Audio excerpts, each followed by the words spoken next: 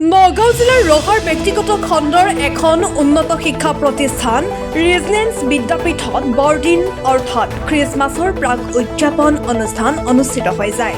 বিদ্যাপীঠৰ অধ্যক্ষ ধ্ৰুৱজ্যোতি হাজৰিকাই আগধৰা অনুষ্ঠানত প্ৰথমে অসমীয়াৰ হিয়াৰ আমঠু সত্যপ্ৰয়াত জুবিন গাৰ্গলৈ শ্ৰদ্ধাঞ্জলি জ্ঞাপন কৰি আৰম্ভ হোৱা অনুষ্ঠানটিত শিক্ষক আৰু ছাত্ৰ ছাত্ৰীসকলে ইজনে আনজনক শুভেচ্ছা জ্ঞাপন কৰে।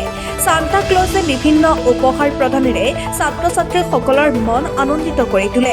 বিভিন্ন নৃত্য গীতেৰে ছাত্ৰ ছাত্ৰীসকলে অনুষ্ঠানটো মুখৰিত কৰি তোলে।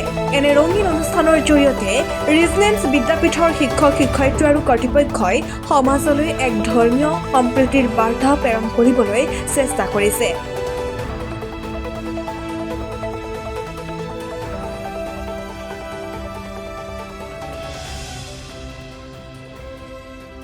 হয়, খ্ৰীষ্টমাছৰ প্ৰাক মুহূৰ্তত আপোনালোকে এক সুন্দৰ অনুষ্ঠান আজি আমি উপভোগ কৰিলোঁ।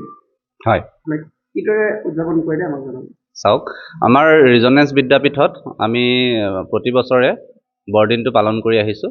অহাকালি 25 ডিচেম্বৰ তাৰিখে প্ৰকৃততে বৰদিন হয়, কিন্তু আমাৰ ছাত্ৰ ছাত্ৰী আৰু শিক্ষকসকলে যিহেতু কাইলৈ দিনটো বন্ধ থাকে আমাৰ বিদ্যালয়, গতিকে আমি আগতীয়াকৈ আজিৰ দিনটোত অৰ্থাৎ প্ৰি চেলিব্ৰেশ্যন আমি আজি খ্ৰীষ্টমাছ কৰিছোঁ।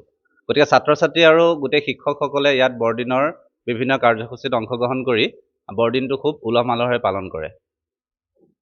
আমাৰ আজিৰ বৰদিনৰ কাৰ্যসূচী হিচাপে ছাত্ৰ ছাত্ৰীসকলে ইজনে সিজনক শুভেচ্ছা প্ৰদান কৰে।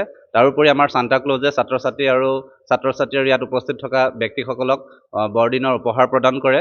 বিভিন্ন নৃত্য গীততো ছাত্ৰ ছাত্ৰীসকলে অংশগ্ৰহণ কৰে আৰু এনেদৰে আমাৰ শিক্ষক আৰু ছাত্ৰ ছাত্ৰীসকলে বৰদিন পালন কৰি আমাৰ যিটো যদিও প্ৰকৃততে খ্ৰীষ্টান ধৰ্মসকলৰ উৎসৱ, তথাপি আমি যিসকল খ্ৰীষ্টান ধৰ্মৰ বাহিৰৰ যিসকল ব্যক্তি আছোঁ বা ইয়াত ছাত্ৰ ছাত্ৰীসকল আছে, তেওঁলোকে বৰদিন পালন কৰি সমাজলৈ এক ঐক্যৰ বাৰ্তা দিবলৈ চেষ্টা কৰে।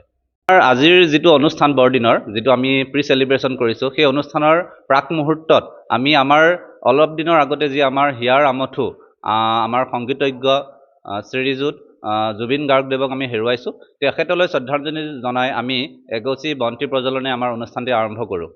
ৰহাৰ পৰা নৱজ্যোতি ভূঞাৰ ৰিপৰ্ট NE8 নিউজ অসম।